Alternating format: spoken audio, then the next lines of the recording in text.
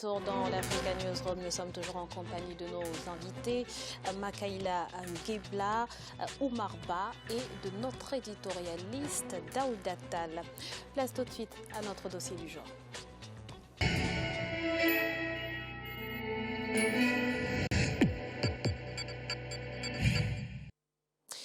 De plus en plus de radios privées africaines font jeu égal avec les grandes radios internationales. De la Côte d'Ivoire au Tchad, en passant par le Sénégal, des millions d'Africains ont aujourd'hui un moyen d'expression grâce à l'abondance de nouveaux moyens d'information. Gros plan sur le Sénégal dans ce reportage Teladine Ndiaye, notre correspondant. À la maison, dans les taxis ou encore les transports en commun, elles sont très présentes. Les radios à Dakar, comme dans les grandes villes africaines, animent le débat politique, suscitent la prise de conscience des acteurs politiques et sociaux. À travers diverses émissions, elles permettent aux citoyens lambda de s'exprimer sur l'actualité. RFM, Wadr, Sud FM, Walf ou encore RSI, elles se comptent par dizaines ces fréquences de radiodiffusion qui animent le débat démocratique. Les radios, selon certains observateurs, ont beaucoup contribué à équilibrer les débats démocratiques, mais aussi et surtout à pacifier l'espace social au Sénégal. En effet, en donnant la parole aux sans-voix, c'est-à-dire à ceux qui n'avaient pas accès aux médias d'État, les radios privées par la même occasion leur offraient les moyens d'extérioriser leurs sentiments de colère, leur frustration ou leur déception à l'endroit des autorités politiques. Le 19 mars 2000, lors de l'élection présidentielle, les radios privées comme Walf et Sud FM ont joué le rôle de sentinelle de la démocratie. Elles ont livré les premières tendances notées dans les bureaux de vote, la rapidité avec laquelle ces journalistes ont travaillé à d'une part reléguer les mandataires des partis politiques chargés de collecter et de transmettre les résultats de leur bureau de vote à leur base au second plan et d'autre part contrarier les tentatives de fraude ou de manipulation. Tout ceci pour rester proche des populations et dans le but de les informer en temps réel. Ainsi, le rôle de la radio dans le débat démocratique est primordial. Oui, la radio joue un rôle essentiel dans l'approfondissement de la démocratie au Sénégal. Oui, déjà, si je prends l'exemple de la radio Sud FM, déjà par rapport à la création de la radio qui était là pour casser le monopole, parce que justement au départ, il y avait eu un seul groupe, c'est-à-dire les médias d'État. Aujourd'hui, avec justement le pluralisme médiatique, on se rend compte qu'il y a beaucoup de médias qui contribuent à l'approfondissement de la démocratie et la radio, justement, représente 75% en termes de proximité, justement, des populations par rapport à l'accès à l'information.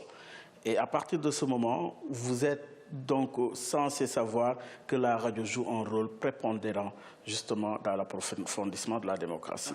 Sud FM est la première radio privée du Sénégal. Elle a réussi à briser le monopole des radios d'État du pays dès le lancement de ses programmes le 1er juillet 1994. Pour parvenir à s'imposer, les choses n'ont pas été du tout faciles. En effet, la libéralisation des ondes au Sénégal, promis par le gouvernement de l'époque pour être effectif en 1991, n'a pas été une réalité à la date prévue. Il a fallu 3 ans d'âpres négociations pour que les professionnels des médias puissent avoir l'autorisation d'installer émetteurs et studios de radio. À la radio Sud FM, comme dans la plupart des chaînes de radiodiffusion du pays, des émissions thématiques ont été créées pour permettre aux auditeurs de s'exprimer sur l'actualité politique. On a une émission, par exemple, qui s'appelle La question du jour, où un sujet déterminé qui se passe, on ouvre l'antenne, les auditeurs appellent et donnent leur point de vue, ils donnent leur position par rapport à ce sujet bien précis. On a aussi des émissions politiques en Wolof, Gorbi, c'est des émissions en général que nous remettons au goût du jour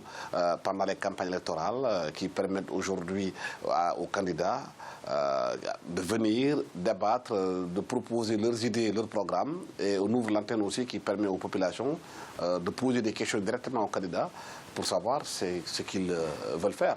Au Sénégal, les radios ont une influence sur le peuple, sur l'opinion publique, alors qu'autrefois, les lecteurs s'informaient uniquement par la lecture des journaux. Les outils actuels de communication instituent une sorte de suffrage instantané puisque l'auditeur intervient à l'antenne pour donner son avis. Aujourd'hui, on a vu les effets quand même nés de cette intervention de la population. Ça a touché le premier des Sénégalais, le chef de l'État, qui a même dit qu'il faut arrêter ces débats parce que ça ne nous mène nulle part. Voilà son terme. Ça ne nous mène nulle part. Et en vérité, la population sait que ces débats aussi nous mènent à un niveau supérieur. Parce qu'en fait, le fait aussi de ne pas distribuer la parole de manière équitable, de ne pas donner la parole à tout le monde, a été à l'origine de certains malentendus qui ont dégénéré sur des conflits. Et là, quel que soit le degré de sensibilité de la question, nous nous posons ça sur la table pour en débattre. Et on sait qu'après, quand les gens réussissent maintenant à exprimer leur colère, mais c'est fini, c'est des gens qui se prennent pour des hommes accomplis.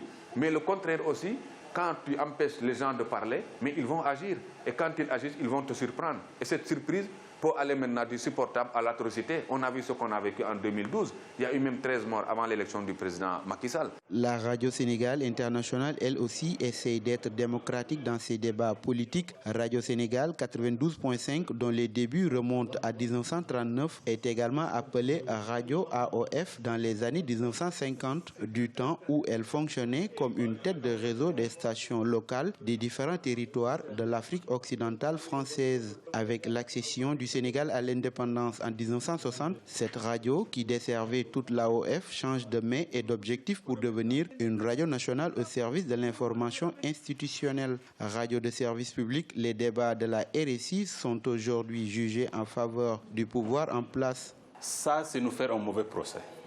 Et vous savez, avant de juger quelqu'un, il faut d'abord l'écouter. Je dis aux gens qui pensent ainsi, écoutez la radio ne serait-ce qu'une journée et vous changerez d'avis.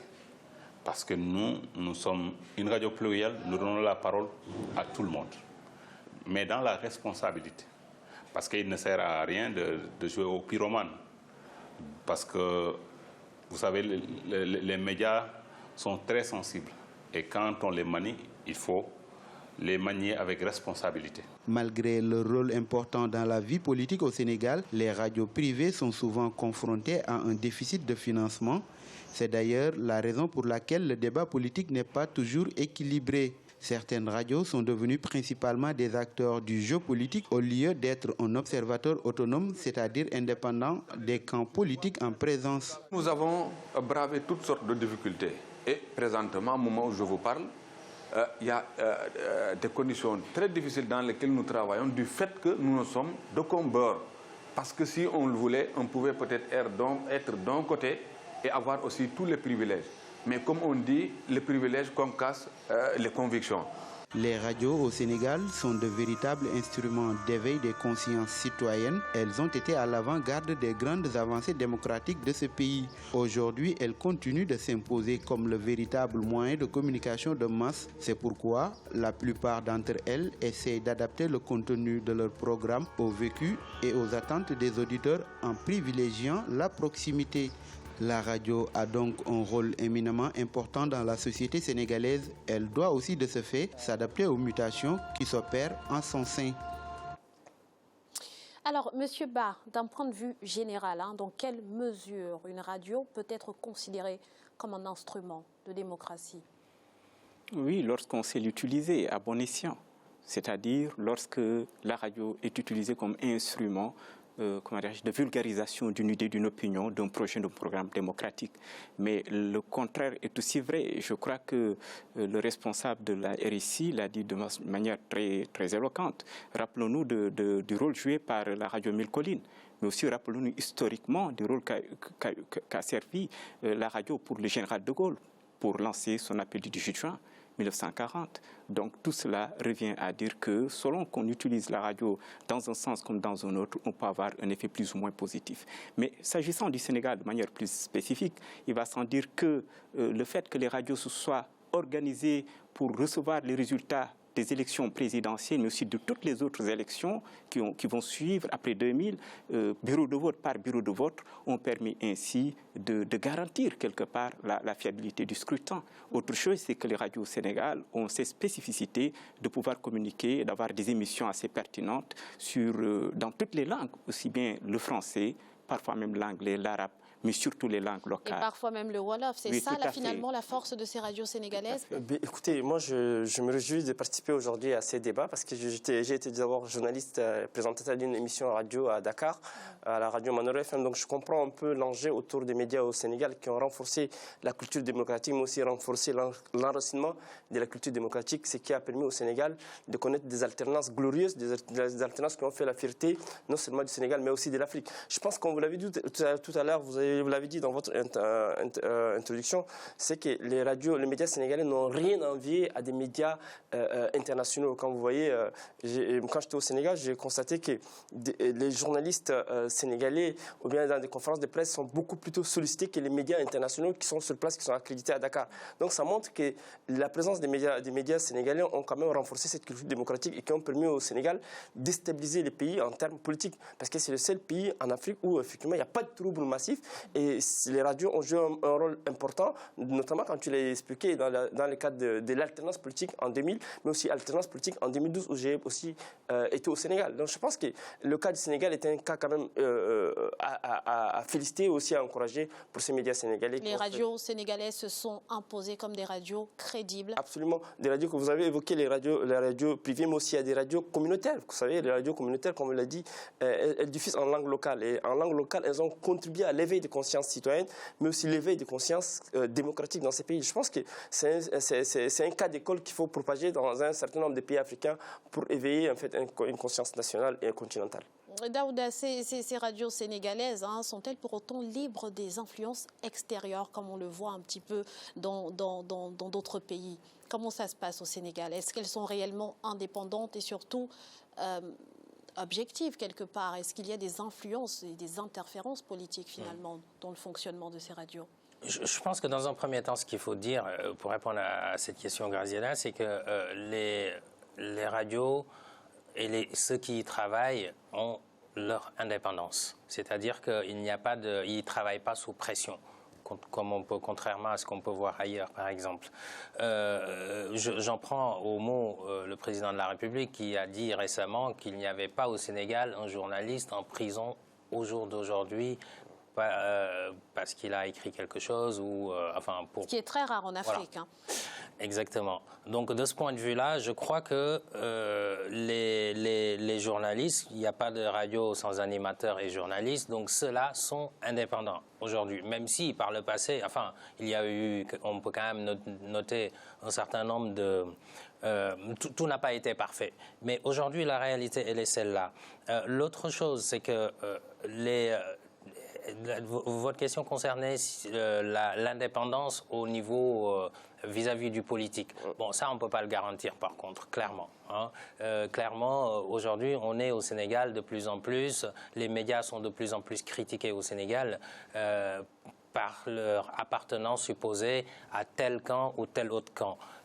Tout ça n'est pas forcément avoué, mais on le sait, c'est un secret de polichinelle, le public le dit, c'est un petit peu répandu qu'un certain nombre de médias choisissent leur camp de manière discrète.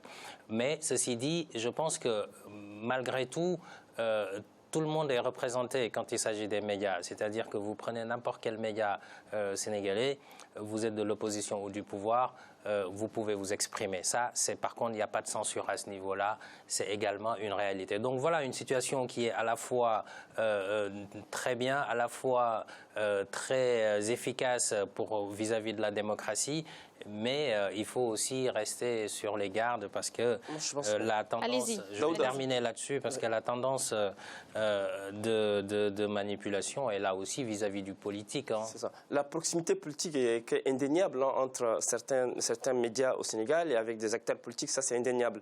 Ce qu'il y a de pleurer, c'est aussi quand il y a des médias publics, je parle de la RTS, je parle de la RCI qu'on a évoqué ici, et qui sont aussi effectivement très proches du pouvoir. C'est ça qui a amené la fissure ou bien la cassure au niveau des acteurs politiques, bien de la sphère politique sénégalaise. Moi, ce que j'ai déploré au Sénégal, c'est le faible financement accordé à des médias privés, à des médias communautaires qui n'ont pas, comme l'a dit tout à l'heure, des professionnels des médias sénégalais qui ont évoqué le déficit de financement. Je pense que j'interpelle ici, sur ce plateau, effectivement, les autorités sénégalaises à pouvoir renforcer ces médias pour quand même, afin qu'elles essaient ne pas être dépendantes, je dirais, des acteurs politiques ou bien être dépendantes de certains courants qui sont occultes et qui peuvent quand même troubler, comme l'a dit Ba, effectivement, l'enjeu politique dans ces pays-là. C'est-à-dire que c'est ce manque de financement qui peut pousser une radio finalement à perdre son Tout à fait. Moi, j'en ai vécu. J'étais dans une radio privée à Dakar et donc on avait éprouvé d'énormes difficultés, ne serait-ce que pour le loyer, pour le matériel, etc. Je pense que les autorités doivent aussi être interpellées sur cette question et renforcer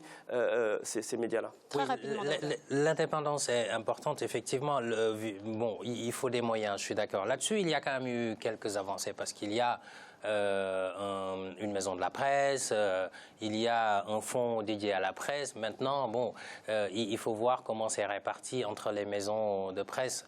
Là-dessus, il y a un certain flou quand même pour savoir à qui on accorde quoi, sur quelle base, etc. Tout ça reste à clarifier, mais je pense qu'il y a quand même un certain nombre d'avancées pour permettre aux radios, particulièrement puisqu'on parle de ça, aux médias en général, d'arriver à plus d'autonomie financière. Mais ce n'est pas encore gagné parce que le secteur est difficile au Sénégal. Quand même. Merci Daouda. Voici un rappel des titres qui ont été développés en début d'émission. Le roi du Maroc, Mohamed VI, a été reçu au palais de l'Élysée ce mardi 2 mai. L'occasion de faire le bilan de la coopération bilatérale entre la France et le Maroc. Et puis, c'est une bonne nouvelle pour les travailleurs kényans. Le président Uhuru Kenyatta a annoncé ce lundi une hausse de 18% du salaire minimum ainsi que la hausse des primes non imposables. Nous allons à nouveau marquer une courte pause. Ne bougez pas, dans quelques instants, la suite de l'Africa Newsroom. A tout de suite. Merci.